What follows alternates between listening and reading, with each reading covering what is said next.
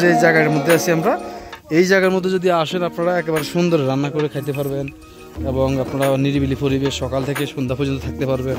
তবে এই জায়গার মধ্যে একটা সমস্যা আছে, যেটা হচ্ছে যদি কখনো আবহাওয়া খারাপ থাকে, বৃষ্টি হয়, তখন কিন্তু এই জায়গার বিদ্যুৎ সংযোগ বিচ্ছিন্ন করে দেওয়া হয়, মানে বিদ্যুৎ লাইন অফ করে দেওয়া হয় এবং আপনার যে ডেঞ্জারাস রাস্তাগুলো আসলে খুবই উঁচু আছে এবং চিকন রাস্তা, এগুলিতে আপনারা উঠানামা করতে পারবেন না। ভাই মুক্তা কথা কোন দিকে কি জানি সুজা কি আছে ডাইনে কোনো রাস্তায় তো নাই।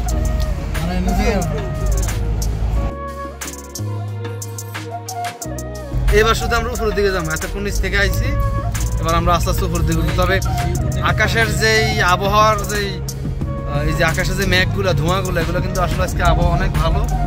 আর যেহেতু এখন শীতের সিজন, এই জন্য আসলে এগুলো নামে না। মাশাআল্লাহ মাশাআল্লাহ, অসাধারণ। দেখেন মানে বিমানে যখন আমরা উপরে উঠছিলাম তখন যেমনটা দেখছি নিচে এমনটা। আর দেখেন অসাধারণ জায়গাটা। আর এই জায়গাটা আসলে আমরা যে সমতলে থাকি সৌদি আরবের মধ্যে, সমতল জায়গা থেকে এই জায়গাটা প্রায় 8000 মিটার উপরে।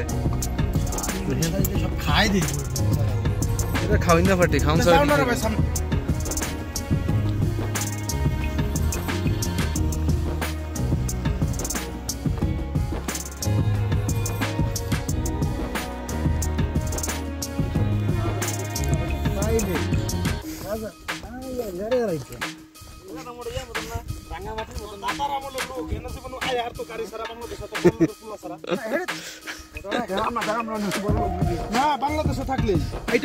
কত সত্য কত সত্য,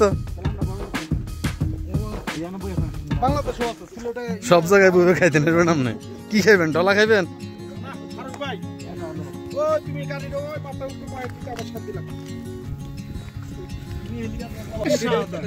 তোমরা এই সময় সবাই আসলে না ক্যামেরার কাছে ঠিক আছে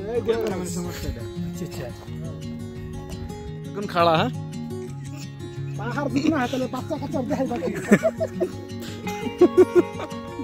দৃশ্যটা এরকম যে আসলে আপনি যেখানে যান মনে হবে এখান থেকে সামনে গেলে আর একটু ভালো, বা তার একটু সামনে গেলে আর একটু ভালো। আসলে এখানকার সব জায়গাটা একই রকম মোটামুটি, এবং এখানকার যে দৃশ্যটা বা এখানকার যে পরিবেশটা, এরকম পরিবেশ বাংলাদেশের মধ্যে আপনি রাঙ্গামাটি দিয়ে গেলে, বাংলাদেশের যে দক্ষিণবঙ্গের দিয়ে গেলে আপনি এরকম পরিবেশ পাবেন।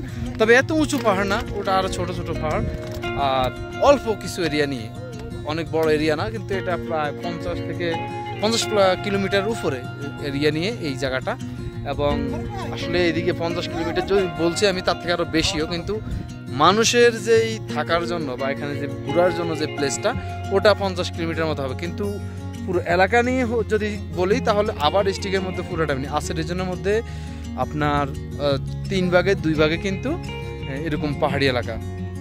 আমরা এবার একটু সামনের দিকে আগাই, একেবারে পাহাড়ের কাছাকাছি, একেবারে শেষ জায়গা যেখান থেকে আর মনে করেন সামনে আগানো যাবে না, এরকম একটা জায়গার মধ্যে যাই, দেখি কেমনটা হয়। আমাদের যারা আছে টিম, আমাদের মেম্বার, তো সবাই মনে করেন ছবি উঠে নিয়ে ব্যস্ত আছে, এক একজন এক এক স্টাইলে ছবি উঠে নিয়ে ব্যস্ত, আর আমি আছি ভিডিও করা নিয়ে ব্যস্ত।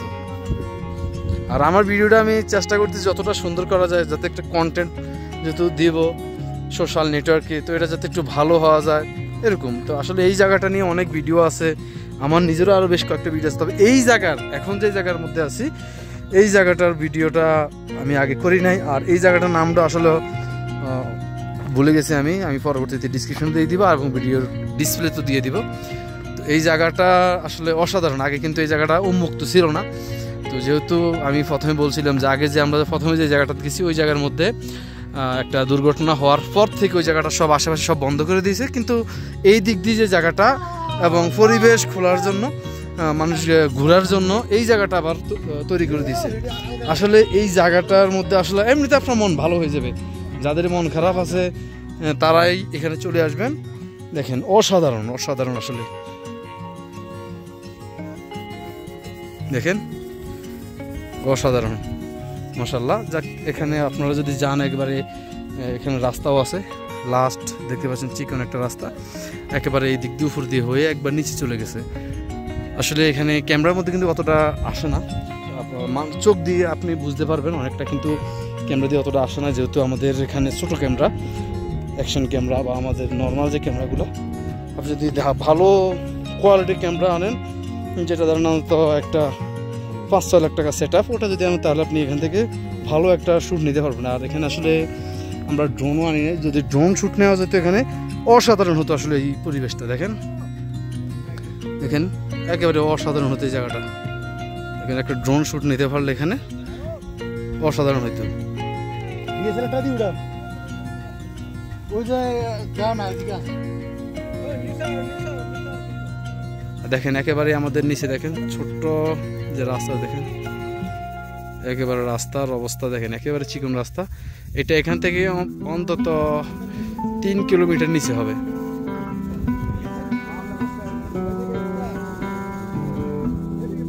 এখন আমাদের খাবার পালা, আমরা সবাই বসছি, বিকেলবেলা হয়ে গেছে, আসলে খিদা নাই, কারণ ফুসফুস খাইলে আর খিদা থাকে না। দেন বিরিয়ানি বানালাম এই বেলা 12টার সময়, এখন বাজে 4টা পরে 5টা বাজিয়েছে। আরে সবাই তো দৌড়ি চলে এবার আমি বিরিয়ানি খেলে এবারে মাশাআল্লাহ ভাঙি না যাই, সুন্দর আছে, জর্জরে আছে।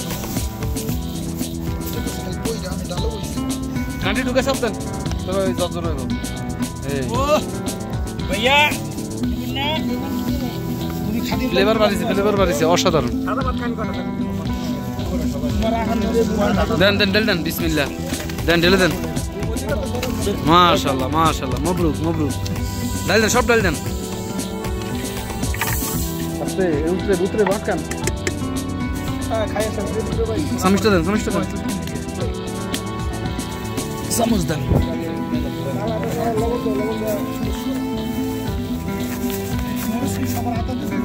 হ্যাঁ তাহলে লবণ লবণ দেন।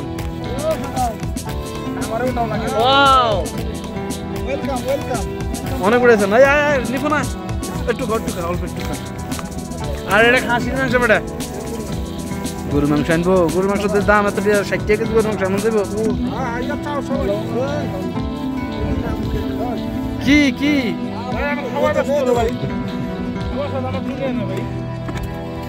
অনেক হয়েছে আর না, এবার খাওয়ার শেষ, খাওয়ার পরে দৌড়, হাত খাওয়া যাবে না, ঠান্ডা শুরু হয়ে গেছে, গা কাঁপতেছে, এত ঠান্ডা। এলা সুন্দর হয়েছে দেন মাশাআল্লাহ। গ্রাম শুনে আবার সবাই দৌড়ে চলে যায়নি।